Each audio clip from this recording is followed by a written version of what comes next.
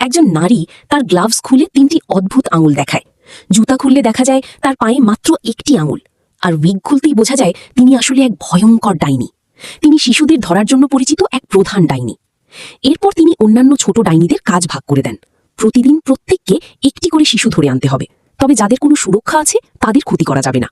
কেউ যদি কাজ পূরণ করতে ব্যর্থ হয় তবে ডাইনি তার বিশেষ শক্তি দিয়ে তাকে ধ্বংস করে দেয়। একটি ছেলে এই দৃশ্য দেখে ভয়ে আতঙ্কিত হয়ে পড়ে। তখন প্রধান ডাইনি তার নতুন তৈরি একটি ওষুধ বের করে, যা মাত্র 1 ফোঁটা দিলেই শিশুকে ইঁদুরে পরিণত করতে পারে বলে সে দাবি করে। হঠাৎই সে শিশুর উপস্থিতি টের পায় এবং খুঁজতে শুরু করে। কিছুক্ষণ পর সে ছেলেটিকে লুকিয়ে থাকতে দেখে ধরে ফেলে। অন্য ডাইনিরা তাকে আটকে রাখে এবং তার কানে সেই ওষুধ ঢেলে দেয়।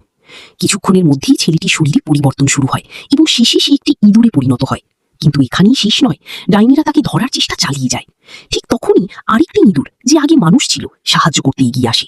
তারা মিলে ডাইনির হাত কামড়ে দেয় এবং সুযোগ বুঝে পালানোর চেষ্টা করে। শেষ পর্যন্ত দ্রুততার কারণে ছোট ইঁদুরগুলো পালিয়ে যেতে সক্ষম হয় আর ডাইনির হাত মারাত্মকভাবে ক্ষতিগ্রস্ত হয়।